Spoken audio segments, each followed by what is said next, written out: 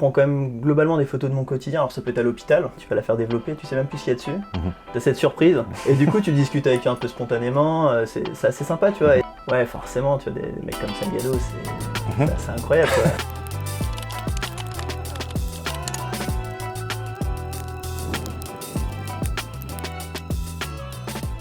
Eh bien, bonjour à tous et à toutes et bienvenue à nouveau sur la chaîne. On se retrouve pour une petite entrevue argentique et aujourd'hui je reçois Morgan Rouet. Salut Morgan. Salut, tu vas bien? Ça va et toi? Bah écoute, nickel. Eh ben écoute, ça va bien moi. Je suis ravi de t'avoir. Est-ce que tu peux commencer par te présenter un petit peu pour ceux qui ne te connaissent pas, même si c'est vrai que bon, ça fait longtemps que tu es quand même un peu affilié à Nation Photo, il y a des expositions, des projets et autres, mais pour ceux qui ne te connaissent pas, tu peux te présenter simplement. Du coup, Morgan, 34 ans, je suis médecin anesthésiste réanimateur à l'hôpital Bichat dans le nord de Paris, dans le 18e. Je travaille principalement en chirurgie cardiaque, bloc, réanimation. Et effectivement, je fais de la photographie depuis plusieurs années et puis un peu plus sérieusement depuis quelques années. Mais voilà, quelques projets photos. Effectivement, assez lié à mon travail, mais avec d'autres. Ouais, mais du coup, c'est ça, on peut dire que tu as une espèce de double casquette, d'être, voilà, ton métier, profondément, ton cœur de métier en tout cas, c'est la santé, tu travailles dans un hôpital au CHU à Bichat et tu es anesthésiste, mais le fait est que tu es aussi photographe et tu bénéficies donc de cet avantage de pouvoir faire des photos au bloc, ce qui est quand même assez impressionnant et pas forcément quelque chose qu'on voit tout le temps pour les gens qui aiment bien la photo. Au top. Du coup, tu nous dis que tu fais de la photo depuis quelques années. Est-ce que tu saurais dire précisément depuis combien de temps tu fais de la photo argentique? Alors en fait, j'ai quasiment jamais fait de numérique. Ça peut Ok. paraître un peu délirant, ok. mais Tu as commencé dans le sens que ouais, par de l'argentique. Je sais exactement, ça date de décembre 2012. Ok. En fait, c'était un cadeau de. C'est très précis, mais ouais. ouais. C'était un cadeau pour Noël de ma copine de l'époque. En fait, c'est à l'époque où, si tu veux, les téléphones portables, il n'y avait pas d'appareil photo dessus. Ouais. Je devais avoir un Nokia qui était incassable, enfin, les trucs vraiment que tout le monde connaît. Et donc, elle était un peu frustrée qu'on n'ait pas de photos de nous. Et elle m'a offert, il y avait l'appareil juste derrière toi, la Sardina. Ok, très bien. Ok, oui, celui-là. De l'Homo. D'accord, donc le classique de l'Homo qui effectivement, vraiment, dans les années, on va dire, entre 2010 et 2015, c'était plutôt à la mode, même tout ce que proposait l'homographie, c'était des boîtiers sympas. Ok, donc tu as commencé voilà, avec initialement, ça. c'était ça, c'était histoire de faire des petites photos de vacances, des petites photos de nous, vraiment sans prétention, sans rien. Chemin faisant, tu commences à avoir 2-3 photos sympas, tu prends un petit peu goût et tu dis putain, mais c'est sympa. Notion de plaisir donc. Plaisir, exactement. Et au fur et à mesure, finalement, t'en achètes un autre et puis ainsi de suite. Jusqu'à ce que je commence à utiliser un réflexe, c'était un Pentax, un ME Super, 2018. Et à partir de ce moment-là, effectivement, avec le côté un petit peu réglage, technique... tu sens que tu as passé un cap à ce moment-là de je découvre, je fais des expériences photo, ah tiens, je commence à maîtriser un peu plus mon sujet et ce que je veux faire. Donc tu arrives à ça et tu prends du plaisir aussi, c'est plutôt cool. Qu'est-ce qui t'a poussé, au-delà du cadeau, donc comme tu nous as dit, Sardina de l'homographie, qu'est-ce qui t'a poussé à rester sur l'argentique, à pas te dire tiens, ça, c'est quand même un coût, mine de rien, pourquoi ne pas faire du numérique? Alors, à l'époque, j'étais étudiant, j'avais pas trop de thunes, tu vois, comme pas mal d'étudiants finalement. Et c'est vrai que la photo à l'époque était peut-être un peu moins chère sur les pellicules, c'est vrai qu'on a vu que le cours de la Portra par exemple a explosé en quelques années. Il y a 10-15 ans, c'était clairement... C'est vrai que, et puis j'en faisais pas non plus, tu vois, je faisais peut-être deux pellicules en vacances, c'était quelque chose d'assez restreint. Ça coûtait pas non plus énormément de thunes, sachant qu'acheter un appareil numérique, ça coûtait finalement plus cher. C'est un investissement, c'est-à-dire pas sur la durée, parce qu'évidemment il y a le consommable, etc. et il n'y a pas les mêmes choses, mais sur l'instant T d'acheter, c'est un investissement. Vraiment, il n'y avait pas trop d'idées avec l'argent, mais c'était vraiment quelque chose, le rendu, quelque chose, bon, il y a un côté un peu vintage avec, bon, effectivement sur le Lomo, tu avais un côté un peu vignettage, le grain, les des optiques en plastique qui font qu'il y a des déformations, quoi, c'est pas parfait. Exactement, mais ça donnait ce petit charme un peu de l'ancien que tu avais sur les photos où tu étais petit avec tes parents, etc. Donc il y avait ce rendu, donc déjà quelque chose d'assez visuel. L'expérience photographique aussi qui est vraiment très sympa avec ce côté très finalement... je me rappelle, j'étais en vacances avec des potes et bon, les mecs, il y a des trucs numériques, t'as l'impression qu'ils étaient en train de cartographier une zone. On prenait une centaine de photos, t'en prenais une. Et finalement, tu vois, c'est vrai que je sais pas s'il a regardé vraiment. C'est pas du tout le même rapport, effectivement, qu'on a dans la prise de vue. Et encore plus derrière en regardant ces photos, parce que comme tu le dis, quand on mitraille et qu'on bombarde, est-ce qu'on regarde réellement? Est-ce qu'on prend le temps de trier tout et autres? Ou est-ce que ça dort, disque dur, carte mémoire Donc voilà, et puis le côté, tu prends la photo, Puis des fois ton appareil, t'as pas fini ta pellicule, il reste quelques mois chez toi, tu le reprends, tu finis, tu vas la faire développer, tu sais même plus ce qu'il y a dessus. T'as cette surprise. Donc redécouverte. Ouais, c'est exactement ça. Des fois tu dis bah ça va être de la merde, mais non finalement c'est incroyable. Enfin bon. Accident et tout est possible. Exactement. Ok, je comprends très bien cette notion, ça revient assez souvent par la plupart des gens qu'on interviewe d'ailleurs, c'est un truc qui plaît aux gens en fait, la notion d'accident et de pas forcément savoir précisément qu'est-ce que tu vas avoir, de tenter parfois de tendre vers un truc plus qu'un autre, mais on verra bien si ça prend ou pas, quoi, c'est pas toujours le cas. Comment est-ce que tu définirais, toi, si tu peux définir ton style ou ton approche de la photo de manière générale? C'est vrai que moi j'ai quand même une approche qui est assez, on pourrait dire documentaire. Oui, l'idée c'est que, c'est vrai que je prends quand même globalement des photos de mon quotidien, alors ça peut être à l'hôpital, effectivement on peut voir quelque chose de documentaire, vu que pour la majorité des gens c'est quelque chose qui fait pas partie de leur quotidien. C'est extraordinaire pour la plupart des gens de visualiser ces choses-là, même si toi effectivement c'est ton quotidien donc ordinaire, c'est pas le cas pour tout le monde. Non. Et après voilà, ça reste le quotidien sur les voyages, un peu de photos de rue, mais effectivement je fais pas spécialement de portraits, je fais pas, bon, ça reste quelque chose, donc l'idée c'est quelque chose de, enfin la vision que j'en ai, c'est, j'essaie de garder dans l'idée de faire quelque chose d'assez brut, vraiment naturel.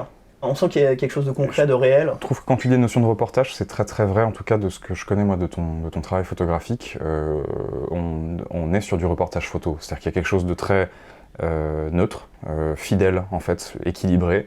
Il y a une petite notion, je trouve, personnellement, on va dire, ça tend vers quelque chose d'assez humaniste, mais c'est sûrement les sujets aussi qui amènent ça, effectivement, voir des opérations à cœur ouvert ou des naissances ou des trucs comme ça, bah oui, il y a quelque chose de profondément ancré dans une sensibilité humaine. Mais il y a je trouve que tu as ce truc d'avoir un espèce de recul, comme le journaliste aurait le recul de montrer les choses telles qu'elles sont et de pas forcément, comme tu le dis, chercher ni à les embellir, ni à les rendre dramatiques ou à les exposer à quelque chose de plus grand, ou les mettre sur un piédestal. C'est assez fidèle à ce que c'est sur le moment et c'est assez chouette, je trouve, ça, ce truc un peu humain est cool. Enfin voilà. Bah, écoute, merci, non, mais c'est vrai. Je pense que la réalité suffit elle-même. Enfin, oui, puis sans tomber dans le voyeurisme, c'est mine de rien, c'est le truc qui est un petit peu compliqué aussi, ça, c'est de montrer des choses, donc comme on disait, extraordinaires pour beaucoup de gens, mais sans avoir ce côté, on regarde par la petite porte avec un jugement personnel tout en étant bien protégé chez soi. Non, c'est plutôt une forme de pudeur réellement. Est-ce que tu peux nous parler un peu plus de ton matériel ? De manière générale, donc avec quel boîtier tu shootes, qu'est-ce que tu as si tu collectionnes un petit peu du coup, et pareil pour les pellicules, qu'est-ce que tu utilises de manière générale? Alors actuellement je suis sur un Nikon F3. Ok, chouette, belle bête. Focale fixe 50. Ça c'est vraiment mon matos de tous les jours. Sur le projet photo hospitalier j'étais sur un Minolta X700, avec 2 focales fixes, une focale fixe de 50 aussi. Et une focale fixe de 135. Ok. Oui, donc voilà, c'était pour pouvoir être un petit peu plus loin et pas justement rentrer dans l'intimité des sujets.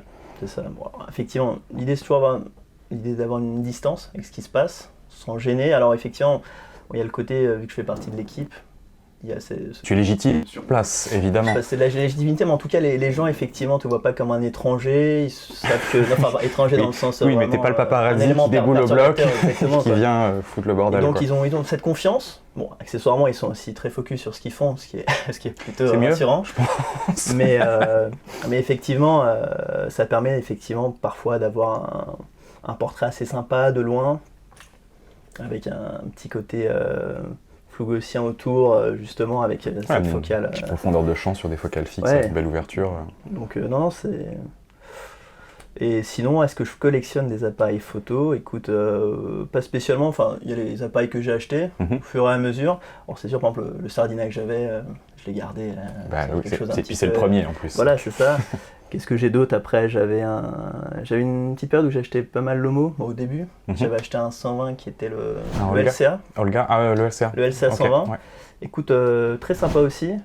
Et une petite dysfonction, j'arrive plus à l'utiliser. Le défaut majeur des appareils Lomo, même si c'est super pour dès lors qu'on veut faire de la photo un peu expérience, créative, se marrer sans trop se prendre la tête justement avec des réglages ou quand on connaît pas pour démarrer, c'est quelque chose de très très cool.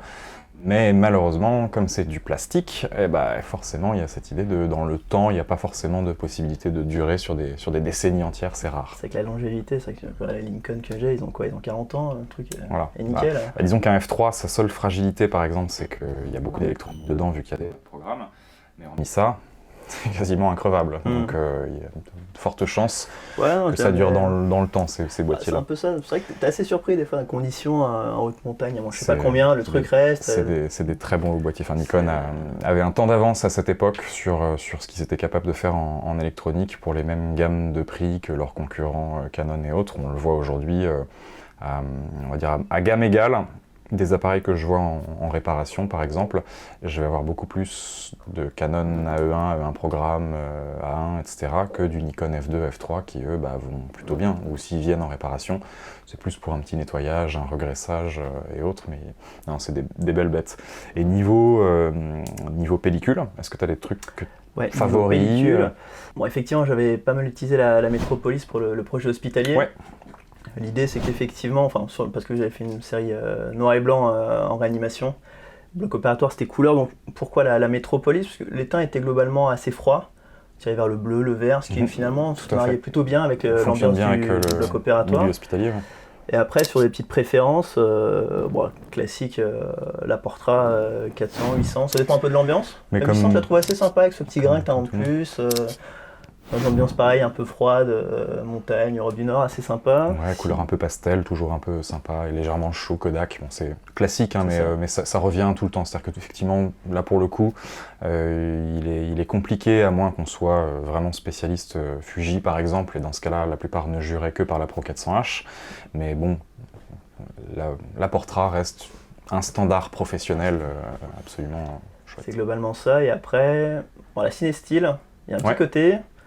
Alors la 800, la classique pour photo de nuit, j'avais pas mal aimé l'utiliser au Japon. Franchement, l'ambiance de la ville est différente le soir, tu vois. Oui, mais c'est sûr que ces péloches-là sont faites donc fonctionnent très très bien. Et quand tu as un décor comme une grande ville japonaise comme Tokyo et autres, avec énormément de lumière artificielle partout toute la nuit dans la ville, effectivement, ça fonctionne super bien et ça fait des photos très très chouettes. Récemment, j'ai essayé un peu pareil de Cinestyle, la 400. Ouais, la 400D donc. Parce qu'effectivement, je trouve qu'en plein jour, la 800, ça peut donner un style. Comme elle est optimisée T, donc tungstène, lumière artificielle, elle a quand même ce truc un tout petit peu froid en journée, et donc un petit peu moins fidèle, là où la 400D est un petit peu plus chaude forcément, et est optimisée pour de la lumière du jour, comme Daylight. Et il y a des gens qui vont te dire l'inverse, qui vont te dire qu'ils adorent shooter des pellicules tungstène en plein jour dehors, pour avoir cette teinte légèrement plus froide, un peu cinématique, on va dire, ou cinématographique, mais voilà, ça c'est propre à chacun, je pense, les goûts, les couleurs, ça juge pas trop. Et après, noir et blanc, je suis très X400. Classique. J'aime bien ce contraste, ce grain. C'est le tank qui en plus peut se pousser, retenir et autres. Enfin voilà, c'est vraiment le tank pro Kodak. Ça tombé un petit peu cher, je trouve, ces derniers temps. Le seul bémol sur cette référence-là, mais sinon, c'est une très très chouette péloche noir et blanc. Est-ce que, si on revient au matos, tu as un appareil photo dont tu rêves, soit depuis toujours tu t'es dit waouh, ou alors le prix est inaccessible, enfin voilà, un truc qui te fait vraiment envie? Écoute, c'est vrai que ça fait longtemps que j'ai pas utilisé un format moyen. Ouais. Je regardais un petit peu, ça coûte un certain prix, tu vois. Alors c'est pas les mêmes budgets, c'est sûr, mais il y a des choses abordables. Mais dans le domaine du rêve, effectivement, soit un Pentax 6-7, qui sont c'est un tank, faut le porter, tu vois, c'est peut-être pas le truc que tu prends. C'est un monstre, c'est le plus gros des miroirs, c'est tout ce que tu veux, mais dans l'idée, tu vois, c'est ça, avoir un réflexe en format moyen, juste pour tester, pour voir un petit peu le rendu, etc. La visée réflexe sur du MF, c'est sympa. C'est ça. Après, on m'avait pas mal parlé de.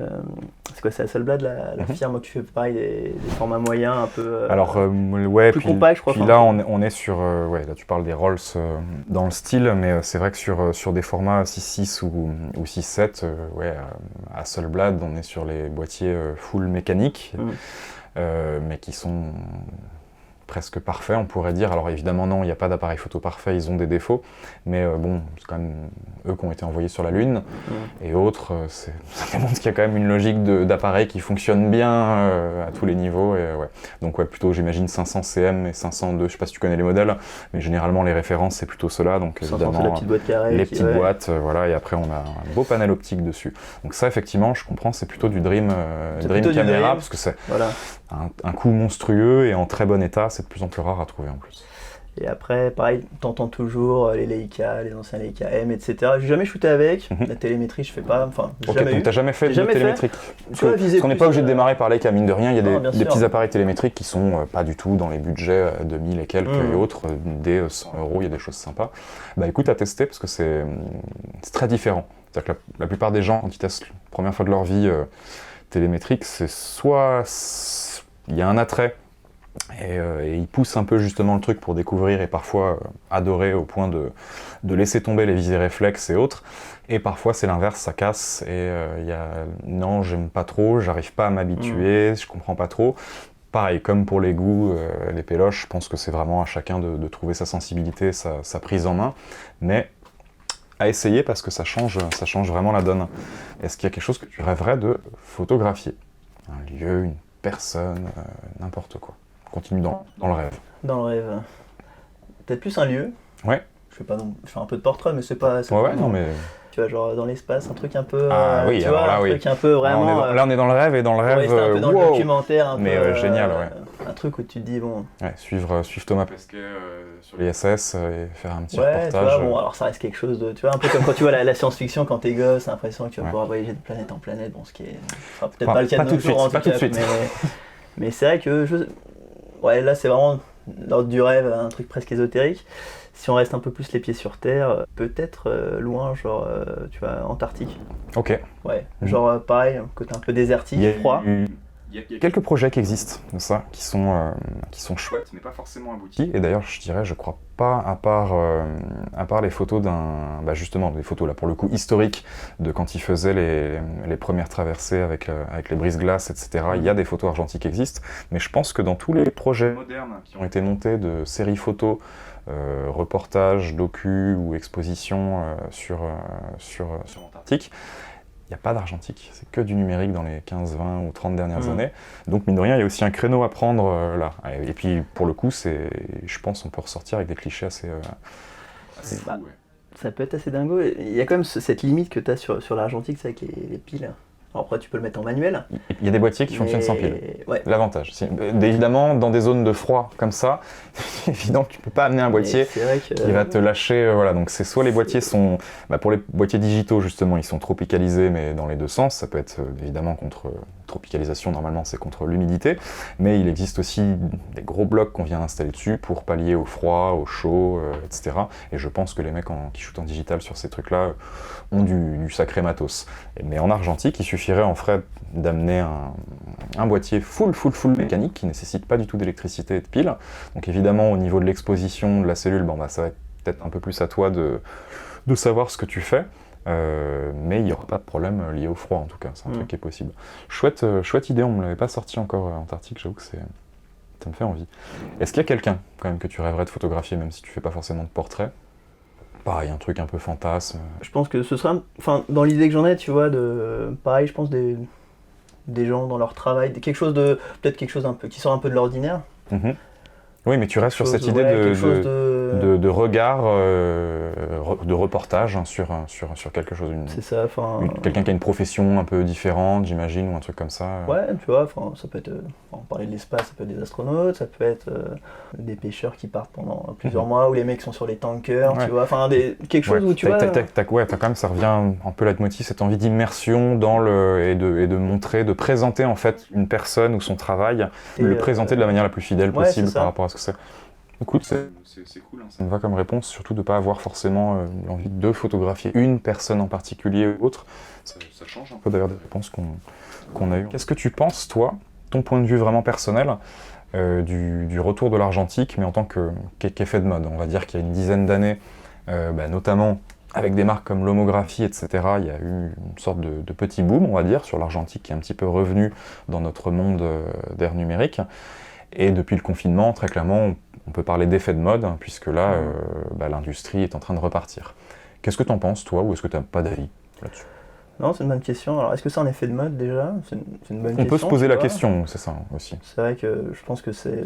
On parle de photographie, donc forcément on parle d'argentique là. C'est peut-être un peu plus global, tu vois, peut-être que... Est-ce que, tu vois, on n'est pas dans une société qui... Enfin, sans faire il n'y a aucun message politique ou autre, mais tu vois, de se dire, est-ce que les gens ont peut-être pas envie plus de se raccrocher à quelque chose d'un peu plus réel, d'un peu plus... Palpable. Tu vois, on parle de... Bon, c'est vrai pour l'argentique, il y a le vinyle qui est un petit peu revenu, il y a pas mal de palper.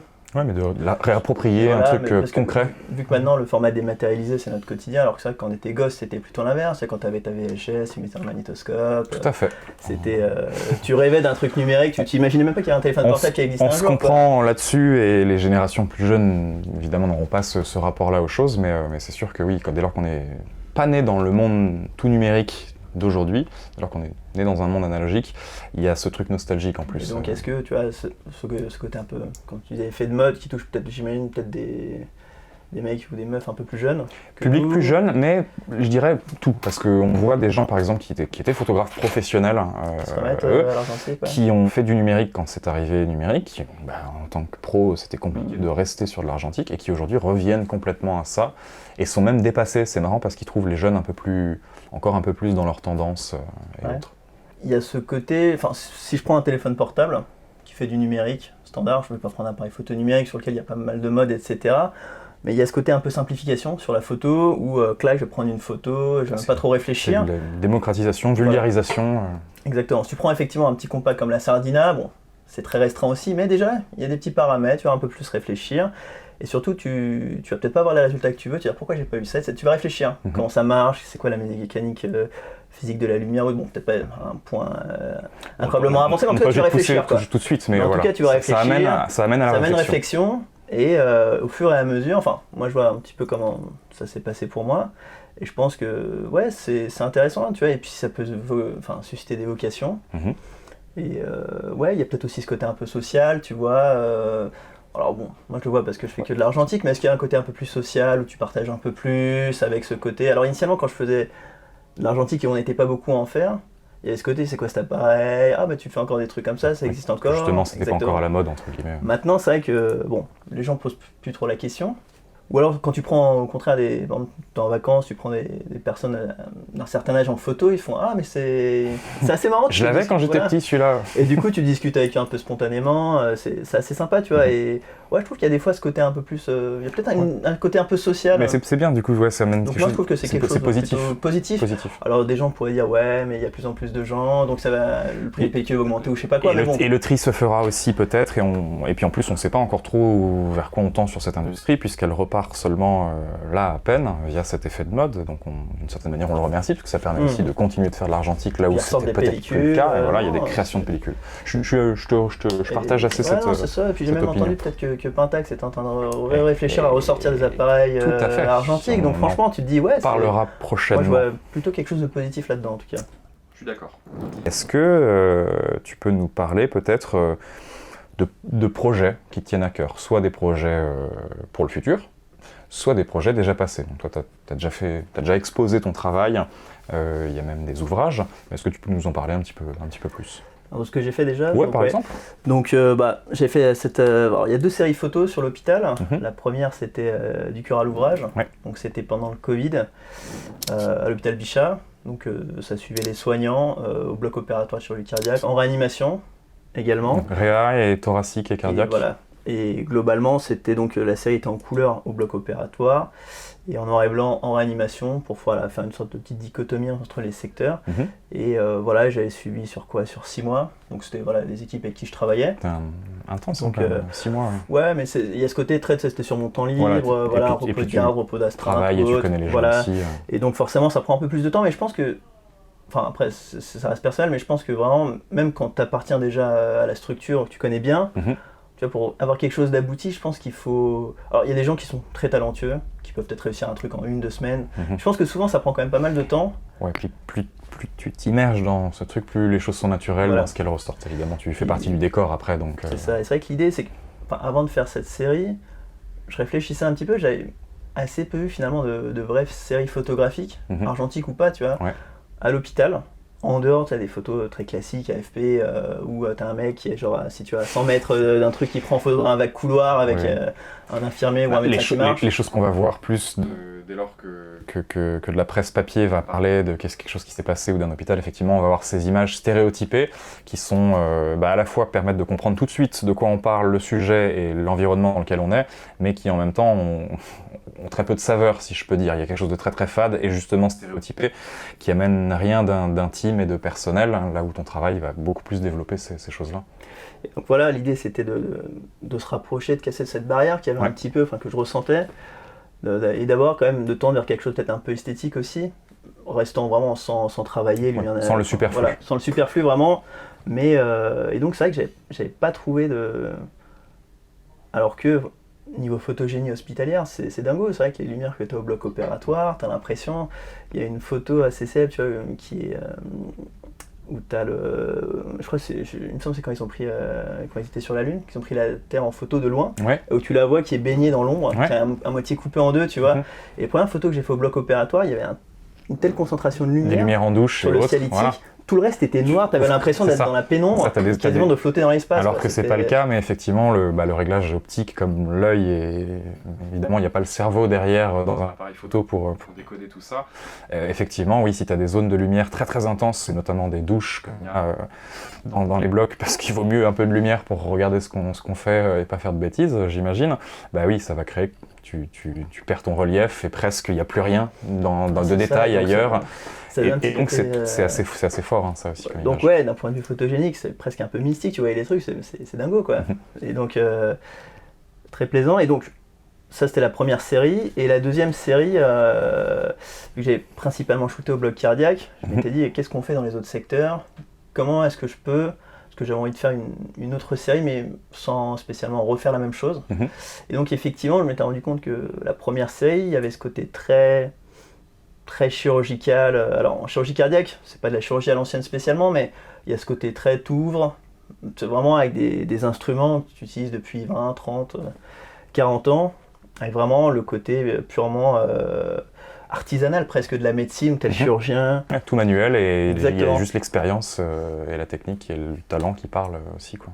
Et je m'étais dit, mais on a quand même, dans les blocs opératoires et à l'hôpital en général, il y a quand même l'apport aussi des nouvelles technologies.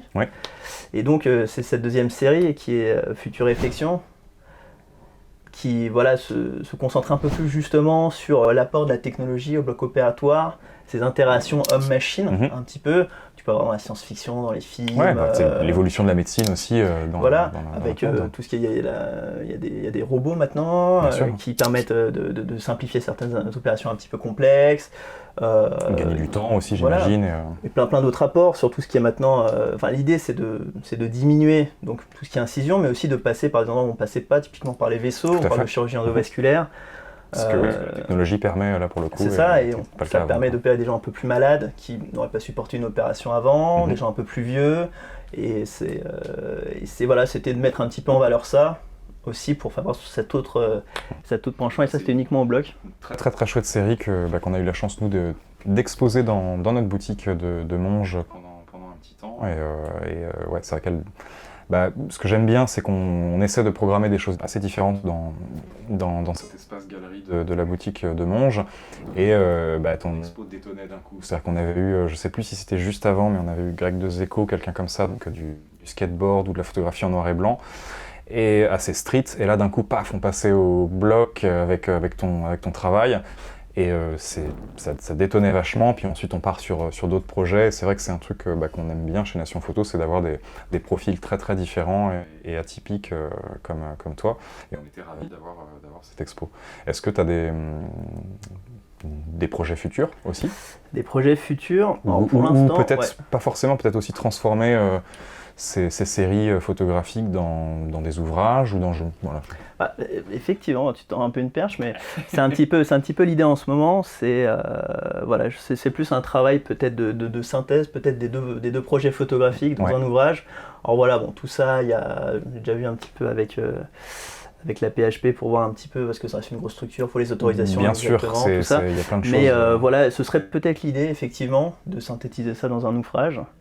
Et donc voilà, c'est en cours. On va voir où est-ce que ça débouche, j'espère. Si un éditeur qui serait éventuellement motivé, moi je... Voilà, on en connaît. S'il y en a un qui regarde et qui a envie de se prononcer, il peut. Et puis sinon, j'espère que tu trouveras quelque chose. Voilà. Après, faut vraiment... Il y a une étape de réflexion qui est très importante parce que l'éditeur ou le choix de la façon dont on construit son projet et matériellement l'objet à la fin, vraiment donne la dimension ou pas du truc. Donc, clairement non, je pense que ça va prendre du temps, j'aime bien que ce soit bien fait. C'est pas forcément pour tout de suite. Mais exactement, en tout cas c'est le projet futur que j'ai en tête. Et donc... Et sinon, sur le plan purement photographique... Déjà, c'était costaud. Ouais, c'est assez costaud. Je pense que ça va prendre du temps, surtout que je fais ça, pas à temps plein, entre guillemets. À part, évidemment, c'est-à-dire que même si c'est devenu une partie de ton travail, puisque maintenant, on va être un peu obligé de te considérer comme photographe professionnel, même si tu vends pas encore tes clichés, si. Alors, je vends pas ceux qui sont liés à la série, néanmoins, je vends des tirages je suis inscrit à l'URSSAF. C'est ça, donc j'ai envie de dire, dès lors que c'est pas ton métier principal, mais on va être obligé de dire quand même que c'est une partie de ton métier maintenant. Après, ça reste, c'est pas du tout un visée lucratif. Voilà, mais qui est la notion de hobby et de plaisir et que ça reste là, mais c'est pour faire la petite distinction entre de la photographie purement amateur et il n'y a pas de notion de jugement de valeur d'ailleurs là-dessus. Des amateurs font des photos extraordinaires et je trouve parfois moi sont peut-être même plus performants que des photographes professionnels. Mais le fait est que si tu commences à gagner de l'argent, à exposer ton travail, etc., tu rentres un petit peu plus dans la case, on va dire, amateur confirmé, voire pro pour ces choses-là. Ok, est-ce qu'il y a un autre projet photo expo. Rien de concret. Rien de très concret pour l'instant. À voir. J'ai eu des propositions. Ok. Voilà. On verra. On te souhaite des beaux projets pour l'avenir. Est-ce qu'il y a une collaboration que tu aimerais faire? Alors ça peut être avec une marque, ça peut être avec des personnes physiques, un lieu, un événement. J'ai pas de restriction, mais est-ce qu'il y a une collab que tu adorerais faire? Si quelqu'un justement venait te proposer un projet ou un truc. Quelque chose qui tient du rêve aussi un peu quand même. Ouais, vraiment, c'est une fantasme, tu peux y aller, ésotérique. Ouais, j'ai forcément des photographes que... Voilà, par exemple, ça peut être des gens qu'on admire et envie de pouvoir faire des choses. Parce que ce serait de faire un projet ou juste les rencontrer, juste de parler autour de la photo. Ouais, forcément, tu vois, des mecs comme Salgado, c'est incroyable, quoi. Tu n'es pas le seul à en parler pour les interviews normales. Tu vois, quand je regarde ces séries, juste ce qu'il a fait sur Gold, c'est incroyable. Ce monsieur est un très très grand photographe. Donc, déjà. Et humainement, en plus, c'est quelqu'un d'exceptionnel. Donc, il y a vraiment, je sais qu'il fait partie de mes maîtres à penser aussi en photo et puis surtout dans les photographes entre guillemets contemporains, parce que c'est vrai qu'on pourrait rapidement citer les plus connus, donc vraiment historiques, du Brassailles, Cartier-Bresson et compagnie. Mais Salgado, depuis la fin des années 60 et début 70, c'est un génie, c'est le génie du noir et blanc. Il perd pas, je trouve. Il y avait son exposition, je sais pas si tu l'as vu, Amazonia. J'ai pas eu le temps de la faire malheureusement. C'était génial. Non, j'avais fait la dernière qu'il avait faite aux Tuileries, mais au Jeu de Paume, mais la dernière, là, je l'ai ratée. Est-ce que tu as un photographe préféré ou des inspirations ou des gens que tu admires? Donc, très clairement, Sébastien Salgado, et je valide à 100%. Et après, en dehors de Salgado, il y a forcément, tu parlais de Bresson, effectivement, tout ce côté un peu donc les historiques. Voilà, historique, street photo. Voilà, et après, un peu plus contemporain. Bon, après, il y a quelques controverses sur McCurry.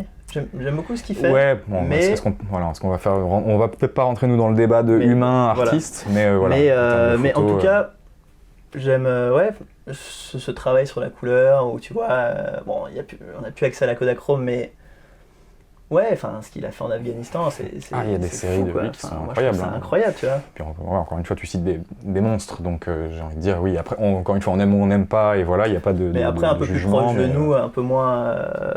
Il y a Stéphane Lavoué. qui est un photographe français, qui a Ouais, fait je sais pas si je vois qui a son fait travail. une série en Ouais. Bretagne qui s'appelle, dans mes souvenirs, je sais plus, c'est les mois sombres ou les mois noirs. Assez Oh. sympa. Ok, je crois pas que je connaisse ça. C'est assez sympa. Alors c'était pas de l'argentique, mais il y a Oui, ça, quelque chose. c'est pas grave. Mais forcément. sympa. Et après, un peu plus proche, dans le jury, c'est vrai que Gosselin a une patte Théo particulière. a son truc, ça c'est sûr. C'est Et puis il est très apprécié. Est-ce qu'il y a quelque chose, toi, que tu voulais dire, un petit mot, ou mettre en avant non, enfin. Merci Nation Photo, mais pour pas mal de Bah, choses de- en fait. de C'est vrai rien. que ça fait quand même pas mal d'années que je viens chez vous. Quoi, Bah 2018, ouais, alors, je crois. alors toi en tant que client, ça Ouais. fait perpète parce que t'étais là bien avant que moi-même j'arrive à Nation Photo. Je me rappelle dans mes débuts, moi il y a 3 ans, des brouettes, un truc comme ça, déjà Ophélie, etc., me dire ah mais oui, s'il faudra que je te passe le contact de Morgan. Voilà, donc oui, toi ça fait quand même bien longtemps que t'es client. Et en plus que tu participes un peu à la vie de Nation Photo communautaire, on va dire. Et puis je crois que c'est dans les deux sens, parce que si tu nous dis que toi t'aimes bien ça, je crois qu'on Ah ouais, on non, t'apprécie aussi. non, mais donc, c'est vraiment, enfin ouais, il y a le contact forcément humain où au fur et à mesure, tu oui, connais bah, en plus à les force gens, de connaître les voilà, gens, et c'est évidemment. très agréable. Le travail autour développement, Bon, ça c'est animalisation. cool, ça fera, Après sur le tirage pour l'exposition, non, ça fera franchement, plaisir aux équipes, ça. il y a rien à dire. Non, un grand merci pour votre taf au quotidien, c'est cool. Bah merci Morgan, c'est cool. Et pareil, du coup, qu'est-ce qu'on peut te souhaiter, nous, Nation Photo, pour l'avenir? Bah écoute, espérons pas une nouvelle vague Covid. Ça, ce serait très sympa. Sinon, La violence. non, bon écoute, que ça puisse se poursuivre sur le plan photographique, Dans les projets voilà, pro, les équipes, choses puissent se réaliser, et puis toujours prendre du plaisir. Je pense que c'est important, et je pense que le fait d'avoir une activité à plein temps, Mhm. en tant que médecin, ça me permet vraiment, quand je fais de la photo, c'est vraiment que plaisir. Il n'y a pas ce côté où je me dis des fois, est-ce que je pourrais être photographe à 100% sans faire autre chose, Mhm. avec d'une certaine manière avoir cette obligation aussi de pécuniaire, tu vois, où tu te dis, bah, Oui. je dois vivre de mon... Et pression aussi Et de sur pression. le travail. Ouais, exactement. C'est super intéressant ce que... Alors que là, tu vois, ce que je fais, j'y prends le plaisir, c'est que des projets perso, j'ai pas de commandes ou autre, je fais que des choses qui me plaisent, Mhm. et forcément, ouais, je me sens clairement libre. Oui, il y a une forme de liberté du coup. Ouais, Et c'est plaisir génial. plus liberté. Ouais. Je sais que moi, personnellement, il y a une époque où je faisais beaucoup plus de photos en tant que plus photographe que maintenant technicien ou à travailler dans un labo, et je voyageais énormément, déplacements pro partout, Europe, Asie, etc. Et c'est vrai que dès lors qu'on a des choses comme ça, on se rend pas forcément compte tout de suite sur le moment, mais avec un peu de recul, je me dis aujourd'hui, mais attends, pourquoi est-ce que j'ai pas fait des séries partout dans tous ces pays dans lesquels j'irai peut-être plus maintenant, malheureusement. Mais donc ouais, profite de cette chance et continue de nous faire kiffer, nous, avec des photos chouettes et qui sortent du quotidien et de l'ordinaire pour tout le monde. Merci beaucoup Morgan Merci, Hugues. d'être venu aujourd'hui nous dire quelques mots. Et puis on vous dit à tous une prochaine fois dans une autre interview ou un autre format photo. Ciao ciao. Tchuss.